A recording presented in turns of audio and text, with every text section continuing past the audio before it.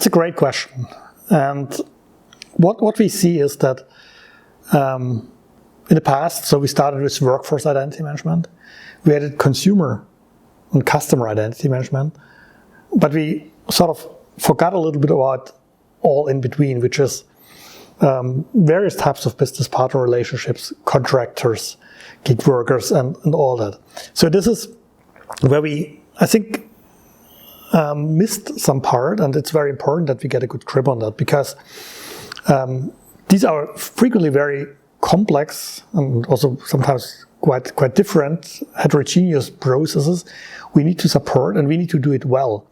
Because I think in the age of ever-increasing cyber risks, in the age of ever-increasing regulatory pressure, we need to understand what are our obligations from a regulatory perspective, but also what are our requirements from a security and a data protection perspective. And so when I look at some few major trends we see, and I think these align at the end, this aligns well with what we see as the bigger trends overall in identity management. We clearly have this trend towards as a service. Okay, already quite some standard thing, I would even dare to say. But we have one trend which is about being more flexible in the identities we use. So bring your own identity, reusable identities, which is a very important theme, specifically for externals, for every type of external, but even maybe in the future for the workforce. So how can we deal with that? Things like decentralized identity, verifiable credentials, bring your own identity. This is a very important theme here. The other important thing is that the more we move towards these types of identities, the even more we learn that dealing with static entitlements, like we did commonly in the past, which we still do much for the workforce, can't be the future.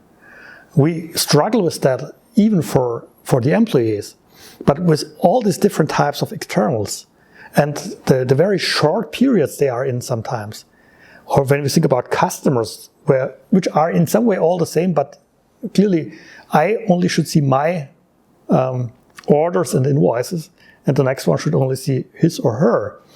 And then we are in a way more dynamic field, and we need to think about authorization. So authentication is a challenge we have solved better over the past years. But now we need to move to authorization at runtime in a dynamic manner. And this is, I think, getting rid of standing privileges, moving to policies and dynamic approaches is one of the big trends we're also facing in the space of identity and access management.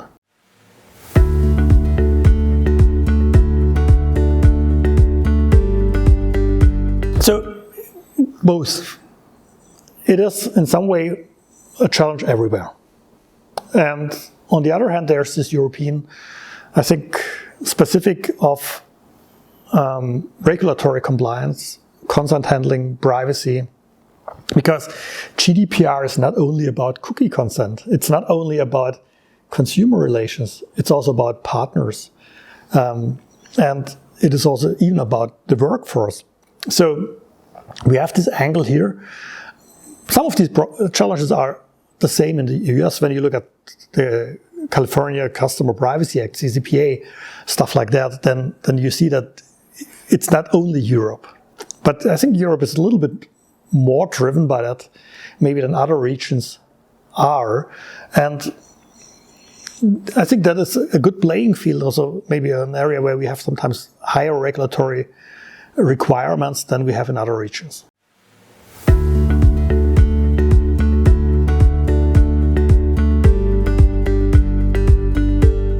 I think there are different ways to gather that. I think it's following what analysts are saying, what the few analyst companies that have a subject matter expertise are doing. I think we are one of these with KuppingerCole Analysts. There are few places clearly where people gather in the US or in Europe.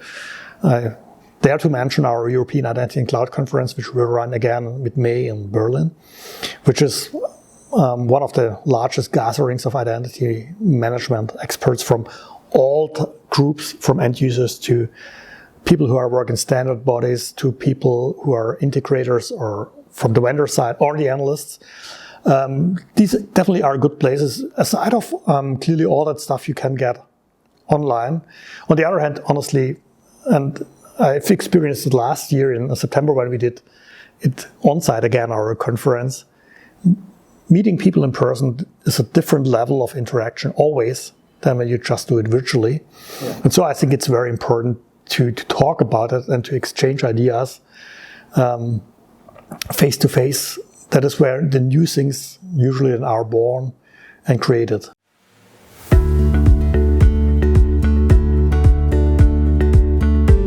They should come to Berlin. It's a great place to really gather and to reunion and to exchange ideas and to learn from various parties, from the thought leaders in the industry, from the analysts, and from the best practice of others. Because learning from others always is the best.